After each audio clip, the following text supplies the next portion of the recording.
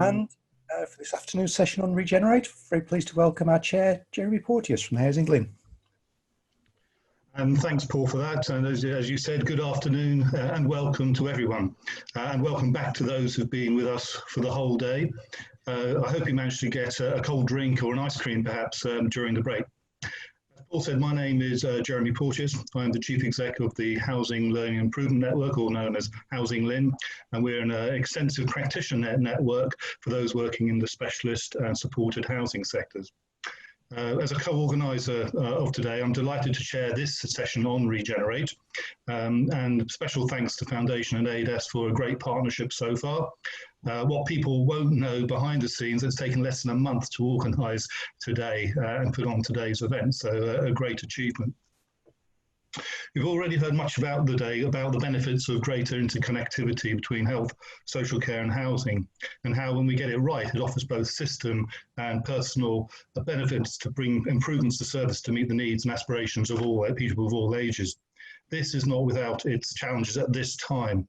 As Neil said this morning, we need to quickly reset and step up to a new challenge. Indeed, we've already heard several references to a new landscape of housing choices, including better quality extra care housing by James this morning, and a better choice of housing for people with a learning disability or autism. These are things we're going to drill down deeper into this afternoon's session, when we look at planning, designing and operating housing alternatives and support for older adults and younger adults with complex needs, as well as exploring the challenges around health inequalities and how we can create healthier lives and communities. But before I introduce our set of presenters, I just want to take this opportunity to announce that yesterday, the Housing Link published its updated extra care housing design fact sheet. Written by PRP Architects, this was due to be launched at our original housing conference back in March, while unlike Cheltenham races, we had to postpone as coronavirus was taking hold. However, now completely refreshed, it now includes considerations on designing for COVID and fire safety protection in the light of Grenfell, and of course the latest happy design principles. Do visit our website to access the fact sheet and a range of other resources and examples to aid your learning. Anyway, that's the advert over. I want to get back on track and turn to the last two stages of the day. I'm delighted to be joined by four experts who have a wealth of experience between them in developing, designing, operating, policy making around both specialist housing and supported housing, but also things like intergenerational and co-housing, as well as creating healthy spaces and places around a range of local community settings. First up is Housing 21's Chief Executive, Bruce Moore, who will be followed by Meredith Bowles from Mole Architect, the multi-award winning architect for Marmalade Lane. And then our final session will be led by Chris Naylor from the King's Fund, followed by Joe Granger from East Midlands Housing Group Care and Support. So as in other sessions, as Paul's indicated, those watching or listening in, I'll let Bruce and Meredith speak first and then take questions. There'll be a poll. Please use the chat room function if you want to post a question, and then we'll repeat the session after I've introduced Chris and Joe again. So without further ado, over to you, Bruce. Thank you, Jeremy. Thank you, everybody. Paul, have I got control of the slides? You should have now. Just passed it over to you. Yeah, they are. So a little bit about Housing 21. We're a national provider of extra care and retirement housing. That's all we do. We only provide services to older people. We're a large provider of extra care with over 6,000 properties, and we provide care into about 2/3 of those, providing about 44,000 hours of care a week, working right across England. So we're told we live in a VUCA world, volatile, uncertain, complex, ambiguous, and I think that's not a foot disease, but I think COVID has really proved that that's the case. So the pandemic, I don't think, was on anyone's risk maps or any plans, and anyone saw it coming, but it's had a major impact nationally, domestically, personally. But I think in terms of planning, you couldn't really have planned for this. I think we all had business continuity plans. I'm not saying they're a complete waste of time, but actually, you know, when we've had to react and do, you know, respond to the pandemic and the scenarios that it accounted for, our business plans just didn't fit. But what we have had to do is make lots and lots of decisions, difficult decisions, which were unprecedented. I think the government's shown how difficult decisions to making is on a constant basis, and judgments to be made. So you're damned if you do and you're damned if you don't sometimes. There are questions in terms of retirement housing and extra care housing, about whether staying at home meant staying in your own apartment or the public space and what all those other facilities were there for. So lots and lots of decisions. There is no rule book for this pandemic. But I think what we've relied on is, at the end of the day, our values and our purpose of guiding us in terms of what we need to do and how we need to do it. So doing the right thing is one of our adages as an organisation. We've laid the foundations of that over many years, and I think the response from our staff and everyone else has been absolutely fantastic and very impressive. And I think, yeah, we've had MHCLG have been trying to keep us informed, but actually giving local discretion to people to make the right decisions to go and what we do and how we do it has been really important. Things like how to recognise and support our care workforce is obviously vital, how to respond to the PPE crisis, and also the decision not to furlough any staff, all felt like doing the right thing, and act as a guide also now as we're starting to unlock and, you know, the more complex processes in terms of what we do. But I think the crisis also has got, I believe, a really powerful catalyst for change and looking forward. And I think that's what this section of the conference is about, is thinking forward about how we regenerate. And when I hear regenerate, I'm of a certain age, so I remember from the mid-70s, the $6 Million Man, the TV program. Many of you won't know that, so apologies for the ageist reference there. But actually, this was a man who was rebuilt, an astronaut, Colonel Steve Austin, who was rebuilt to be better, stronger, faster. And I think that should be our aim in the post-COVID world, is to regenerate and revisit our services so that they are better. And to look at the framework for today, I've been encouraged to use, and I think it's a really good framework to use, a grid, a 2x2 grid of all management fame, you know, developed by the RSA, the Royal Society of Arts. And that looks at, during the crisis, what did we stop doing and what did we start doing? And then thinks post-crisis, what do we need to stop doing and what do we need to start doing? So the letting go, these are things we stopped doing in the COVID crisis, and we really don't want to go back to. And so I think one of the issues there has been bums on seats, the presentism, and the mistaking that for productivity.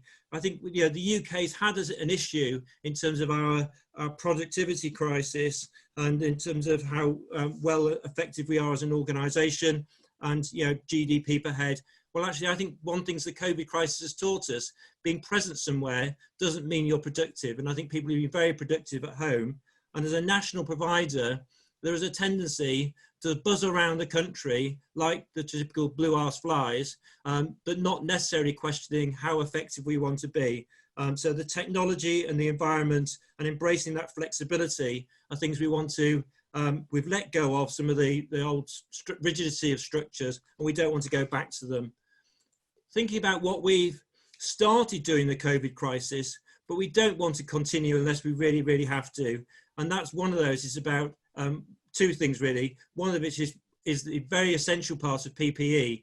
It's been absolutely implicit in terms of doing that. We're spending about 40 times what we used to spend. We spent in the first 12 weeks of this crisis £1.5 million on PPE. We would normally spend £150,000 in a year. So, but we really don't want to carry on providing services from behind a mask. I think that's really not the way we want to be. But the second factor is social distancing. These slides were produced on Monday, so clearly it's no longer 2 meters. But actually, one of the things this crisis has instigated is this sense of social distancing, fear of each other. And actually, I think, you know, the sense of being separateness rather than togetherness is something we want to get over as quickly as possible and move on to. So those are things which we've stopped, started because of the crisis, but actually things we want to carry on doing as part of our regeneration activity. And the first of those is things to restart. And the first of those is about rebuilding.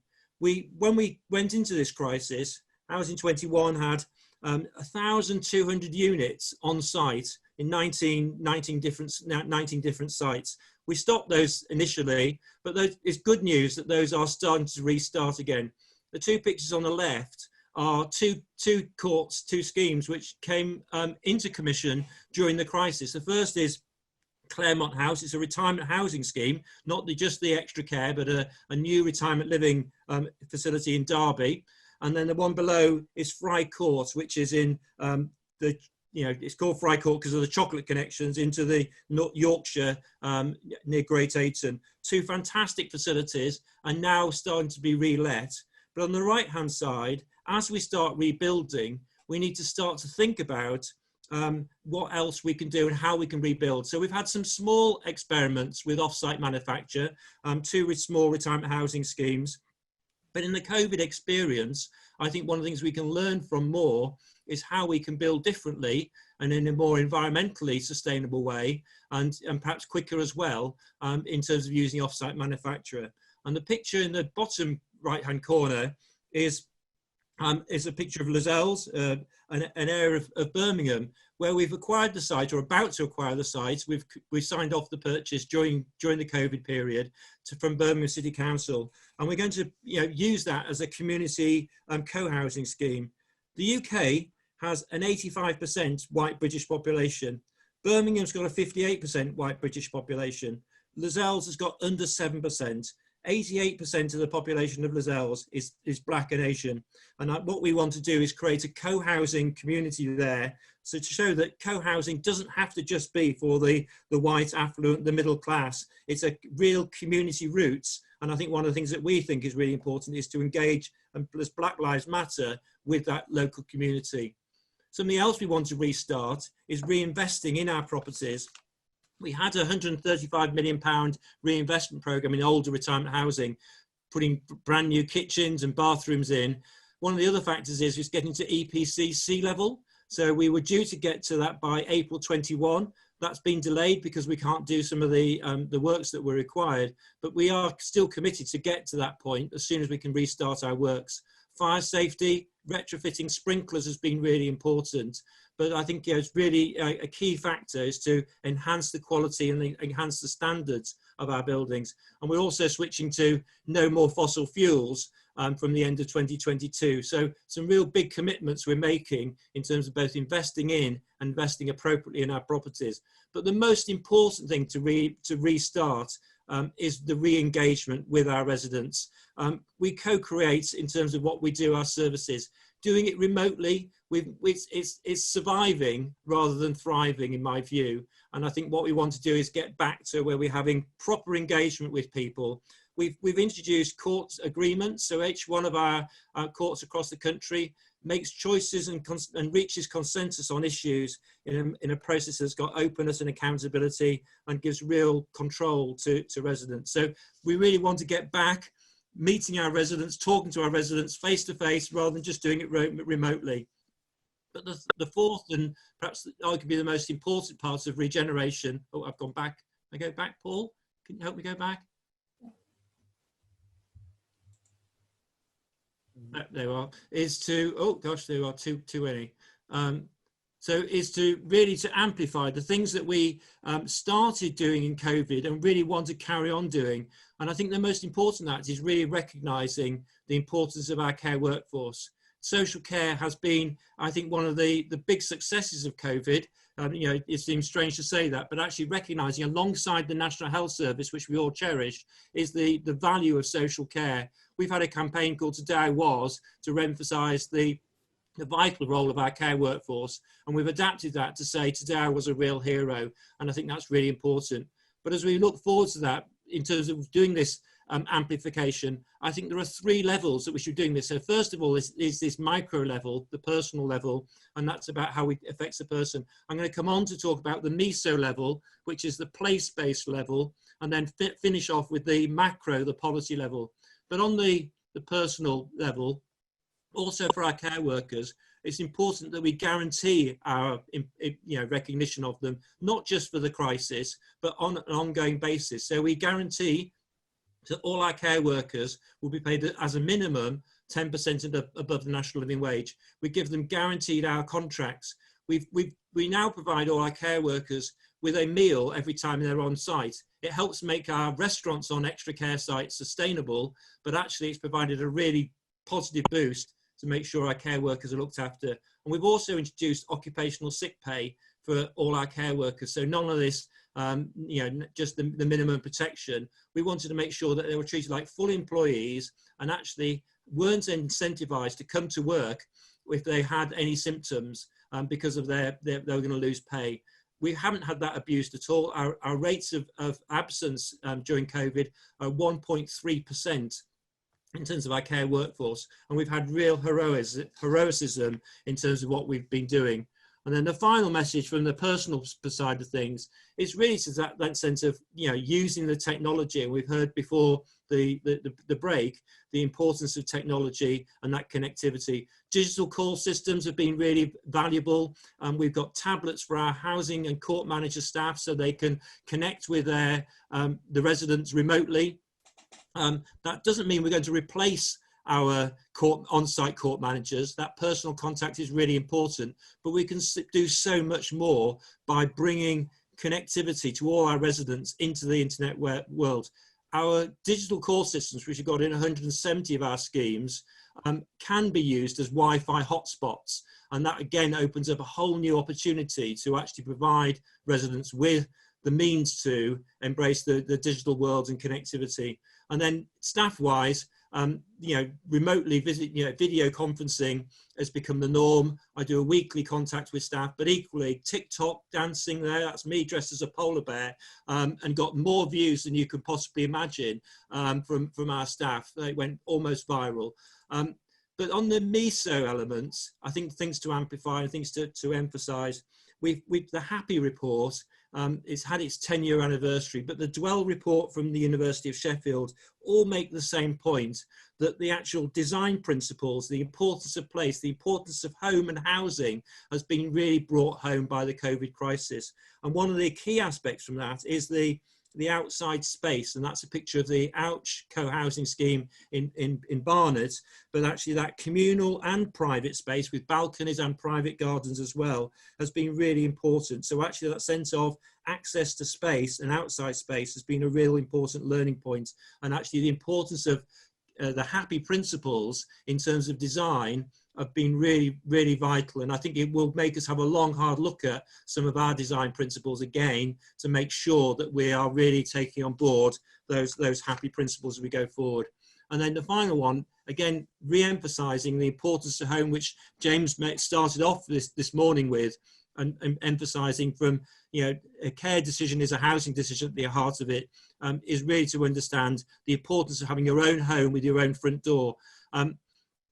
Care homes have been referred to as islands of misery in the past, and I think extra care is really showing the value of having that independence of care in your own home, rather than just in that communal institutional settings. So it's not just extra care though. Retirement housing, accessible and appropriate general housing and adaptations are all part of that process of making sure that we recognise home and the quality of life that older people can have together is really important. But the biggest ask from the macro perspective as a policy one is really to say, can we make a really big ask? So Beveridge had a big post-war settlement.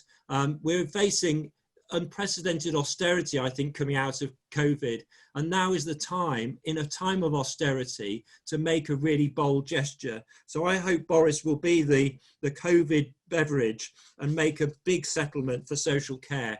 So my plea is that we recognise the importance of social care and health together, and housing as the sink or the plug in the hole that brings the two together and has a whole process. So it was going to take lots of millions, not just a $6 million man, but actually I've worked it out as £1 in 1975 is worth £5 today, and we need and $6 million is about £5 million. So we need about 1,000 of those $6 million men to make up the 25 billion that social care costs. But I think if we don't make social care free at the same level and the same basis as the National Health Service, we'll always have an inequality in those two service provisions.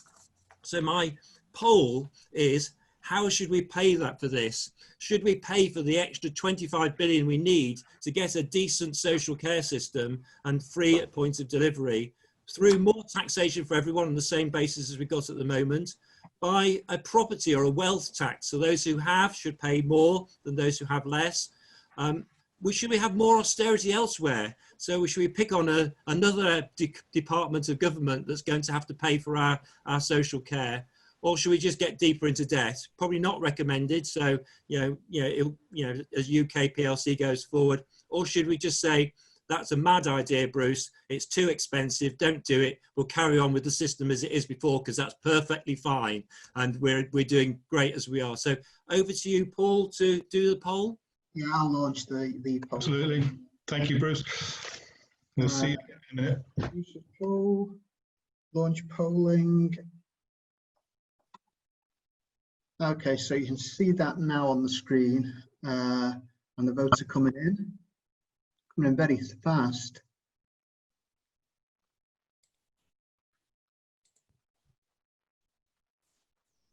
Okay, half of the delegates have now voted, still coming in quite fast.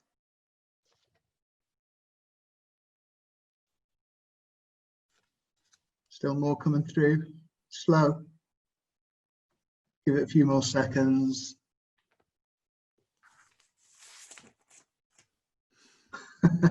They are still coming through. Okay, I think we'll end the poll in just a couple of more seconds, and I'll share the results. So I'll end it now and share the results. There you go. Gosh, so there are. So not many people say don't do it, which is great news. And I think actually, taxation, but the fair basis of taxation would be a good way forward. So thank you for that. And very quickly finishing off, I reckon it's about an 80-20 effect. It's probably a little bit more than that. The NHS is costing us about 130 billion. I think 25 billion for social care alongside that will probably help take pressure off the National Health Service as well. And so actually that fair distribution just seems to me like the right thing to do. So my title of this presentation was More and Better. In terms of more, we do need more provision, not just one form of extra care, not just one form of retirement housing, not just one form of general adaptable housing. We need a more plurality of provision with different options. So whether it's social, private, urban, rural, to buy, affordable rent, co-housing, whatever it is, we need safe, secure housing to make people that. So more options, so older people and other people aren't forced to be square pegs in round holes. And then my final comment is really, out of the crisis, I think we can be better. We can be better in terms of tackling ageism and appreciation of recognition of all ages. We can also fight inequality. I think one of the terrible things about, we've lost the slide there, but one of the terrible things about this disease has been the inequality and of its effect and how it's affected people, both in terms of age, ethnicity, and social disadvantage have all been important. But my final point is kindness is the one that I hope will be the lasting legacy of COVID, that actually kindness will help us bring together. We've clapped for health, we've clapped for care, we've clapped for the support service. We need to carry on that kindness. Kindness is free, kindness is cool. Be more positive, be more aware, be more fair as society. Thank you very much. Bruce, that was great. Thanks ever so. That was a real tour de force. And I know that we're going to pick up on some of these issues in a question and answer session later. And I've just been looking at the chat, some great questions there from Tom and others around co-housing, around other smarter solutions and the like. You mentioned inequalities. We're going to address that with Chris Naylor later. And you touched on co-housing in a very useful and interesting way as part of the breadth of choices. And that's a good segue to our next speaker.